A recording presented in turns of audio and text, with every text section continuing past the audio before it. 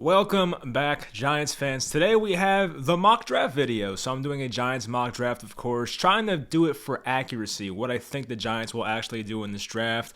We kind of know who they met with, of course. We got reports of who they were interested in. They might be very interested in Charles Cross. It might be all smoke. We have no idea. But anyway, leave in the comments who do you want the Giants to take at 5 and 7, and leave some sleepers you have in this draft that might go past round 5. I did not do my usual extensive draft research this year, so after like round 5, I was pretty clueless about these guys. We're going to do the first 7 picks. That's what I have up until pick number 147. Hopefully you guys enjoyed this video, and let's get into it. So the way I see this draft going, the first 4 picks, and of course I could be wrong, is Aiden Hutchinson, number 1, Trayvon Walker or quarterback number 2, Ike Ekwonu number 3 to the Texans, and the Jets take Kayvon Thibodeau, the edge rusher out of Oregon. So that leaves the Giants at number 5, and the first pick I have at number 5 here, as you can see, is offensive tackle Evan Neal out of Alabama. And I would love this pick personally. I'm trying to do this for accuracy once again, but I would personally love this pick. Evan Neal, he's kind of on that same tier with Ekwonu, in my opinion. I think both those guys are a little better than Charles Cross, in my opinion. I have some concerns about Charles Cross, but he is a good player either way. But with Evan Neal, you're getting a guy that has played 3 positions in college. We know that, of course. He played left tackle, right tackle, left guard. Of course, with the Giants already having Andrew Thomas, he would be the right tackle, and the Giants need a right tackle very badly. So I would like this pick very much. The man is 6'8", 345. He has rare explosiveness. He's very quick out of his stance. He's just a physically dominant guy. And, of course, nothing is a safe pick, but I think with Evan Neal, having him play against SEC competition for 3 years and playing at a very high level at 3 different positions, I think he is probably the safest out of the top 3 offensive tackle prospects. So, as a Giants fan, I will love this pick. I kind of hope it happens, but we'll see. So, anyway, Evan Neal is my first pick for the Giants, number 5 overall. 2 picks later, we have the Giants at number 7 overall. Of course, this was the Chicago Bears pick. The Giants acquired it from trading back last year. Of course, the Bears got Justin Fields.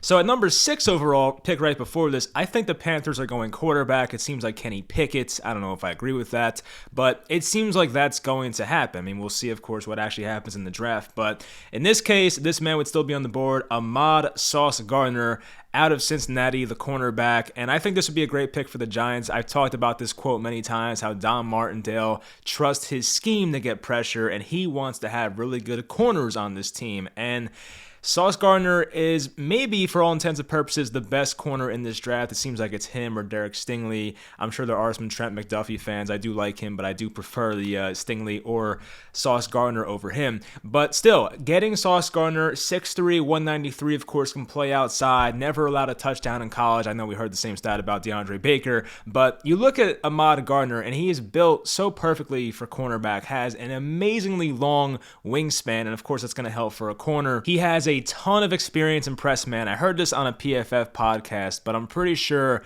Ahmad Gardner played a little over 1,000 coverage snaps in his career, and like 850 of them were press man snaps. I mean, that's insane. So this would be a perfect Don Wink Martindale fit for a defensive scheme here. So I do love that, of course, from the Giants scheme standpoint. And as I talked about the wingspan, he anticipates routes very well. Now, his top end speed, when I was watching him, it wasn't elite. I was like, I was kind of expecting a bit more, but he did run a 4.41 140.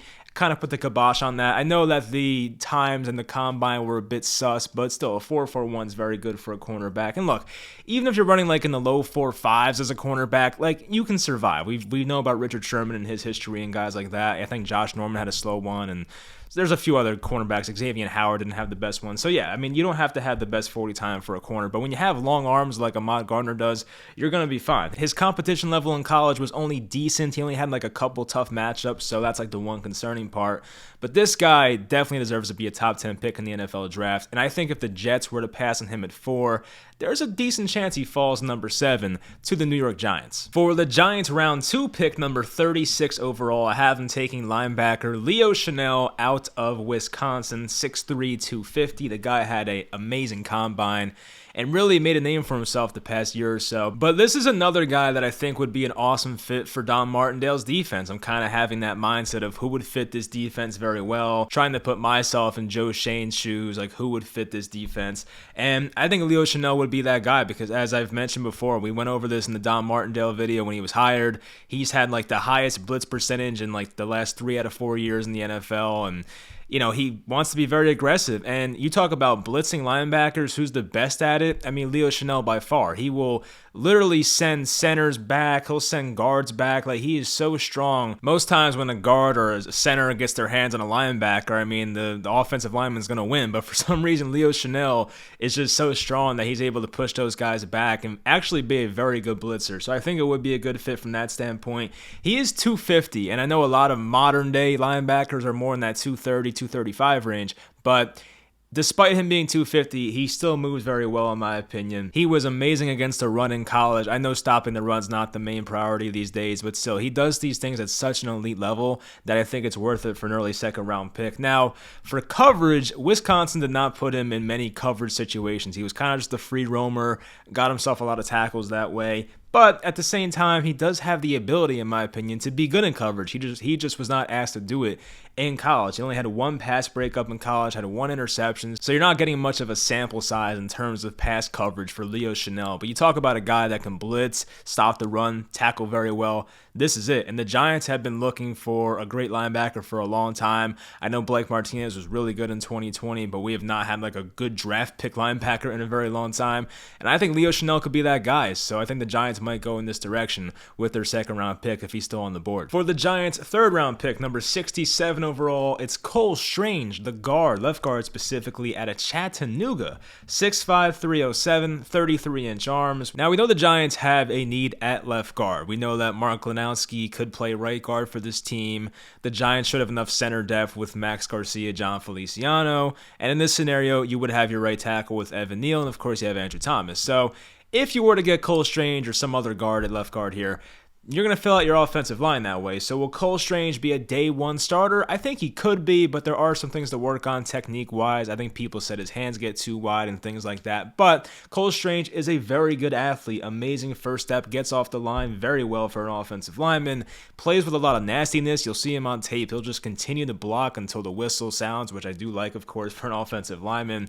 Usually has good leverage. He squares his shoulders well, can get to the second level. He does those things that you want to see from a guard. Now, I guess the bad things about him are he's an older prospect, 24 years old. The competition level for Chattanooga was not that great, but at the same time, he has enough physical traits where you're like, oh yeah, I can see this guy being a good starting left guard in the NFL. So if the Giants trust their coaching staff, which they should, it's the first year of a regime, then I think Cole Strange would be a nice guy to have for this team. Now, he doesn't have to start from day one. It would be nice, but once again, you have Max Garcia to play left guard if you really can't play Cole Strange from day one. But I do think it's a possibility. Another cool thing about him, I noticed this when I watched him, he was not wearing gloves. Like most offensive linemen these days are wearing gloves and like sleeves and stuff. This guy's old school. He's out there with just nothing, no gloves on. I thought it was a pretty strange look. Definitely a pun intended right there. But yeah, I thought it was pretty cool for an offensive lineman. So I think this could be the pick, and the Giants already met with him in one of their pre-draft meetings, so I guess the Giants have their eye on him. But if Cole Strange is there at pick number 67, that could be the pick for the Giants. For round 3, pick number 81, the pick from the Miami Dolphins from the trade back last year, I had the Giants taking James Cook, the running back out of Georgia. I know a lot of Giants fans like this guy, and I can see why. He is 5'11", 199, so no, he's not built like a bell cow workhorse type guy. He will not be seeing 300 carries in a season anytime soon. But at the same time, he ran a 4.42 40. He is a really good receiver. We saw that many times at Georgia. He can be used as a receiver, scat back type of guy. But James Cook does have the ability to be more of a matchup nightmare. You could put him on to linebackers, and I trust Brian Dable, I trust Mike Kafka to actually utilize this guy the right way. So if they get James Cook out in space, use him as a receiver, they can do some things with him. Now, as a running back, he's not going to break many tackles. He was not asked to do much pass protection at Georgia, so that's kind of a concern. But you talk about a guy that can just like find the hole, one cut type of guy, and just make a big play happen. He's a home run hitter is pretty much what he is. Now, I know that with Saquon Barkley, you can be the biggest Saquon fan out there. His future is definitely a bit uncertain here with the Giants, so you don't know what's going to happen with that. The Giants may be looking to add a running back in rounds 3 or 4 or 5. So I know James Cook's the guy that they met with, they have their eye on, and I think the Giants would like to have a receiving back. I don't see why not. So James Cook could be the guy if he's in the 3rd or 4th round for the Giants. For round 4, pick number 112, I had the Giants taking Neal Farrell Jr., the defensive tackle tackle out of LSU. We know the Giants need some help at nose tackle right now. There's no more Austin Johnson. There's no more Dalvin Tomlinson for the last couple of years, as we know. Neal Farrell Jr. is 6'4", 339, plays with a high motor, has very strong hands. That sticks out very much with him. He can push guys back with ease. He has pretty good quickness for a big guy off the line, but there are some downsides to him, I will say. His combine scores were not that good whatsoever. It doesn't matter as much with defensive tackles, nose tackles. I mean, a bad combine score for a wide receiver or like a edge rusher, that's concerning, but defensive tackles, nose tackles specifically, you're there to stop the run, so it doesn't really matter as much. So he didn't really break out until his 5th year at LSU this past year, but he is coming off a good year. Maybe he finally figured some things out. His arms are only 32 inches. You wish that would be a bit longer. And of course, you know, when you're 340, you're going to have some limited upside. We kind of saw that with Dexter Lawrence when the Giants took him. That was why I had so many problems with him in the middle of the first round. There's only so much you can do with 340 pounds, but the guy's good against the run. The Giants haven't needed that position, and he does it very well. So you know what? I can see this being the pick. I don't think the Giants met with Neal Farrell Jr. Maybe he's off their board completely. I have no idea, but I could see the Giants wanting to address that nose tackle position in this draft, and Neal Farrell Jr. could be that guy. In round 5, pick number 147, the final pick I'm doing for this mock draft, I have Beau Melton, the wide receiver out of Rutgers. So I know people may think he might go in the 3rd or 4th round, but in the mock I was doing, he fell to this pick, so I was like, oh, that's going to work out perfectly, so let's just take Beau Melton. He's 5'11", 190, ran a 4.3, 4.40 at the combine, which is great. The Giants have already met with him. I'm sure there's some interest there. And really outside of, because now that John Ross is gone, outside of Robert Foster, the Giants don't really have like a legitimate deep threat on this team. I know Kadarius Tony's fast. I know that Kenny Golladay is more of like a 50-50 ball type of guy, but the Giants don't really have like a burner on this wide receiving core outside of Robert Foster, who's kind of iffy to make the roster in his own right. So Beau Melton could be that guy. He has good balance. He breaks tackles. He never had a good quarterback in college, so there may be some untapped potential there. He's had some problems with drops. Never had a great statistical season, of course, but there is some to like here about Beau Melton. I think you give him the ball in space, and he can make some guys miss, not to Kadarius Tony's level, of course, but you look at him as a guy that can be a deep threat for this team. I'm sure he could be a gunner on special teams at worst. So, you know what? I think this would be a nice pick for round 5. If he falls there, that's definitely a what if, so we'll find out what happens there. But Beau Melton is my final pick here for the Giants. And speaking of Kadarius Tony, I guess I'll kind of finish off with this. There was a report from, I think, Pat Leonard that the Giants are kind of shopping Kadarius Tony right now.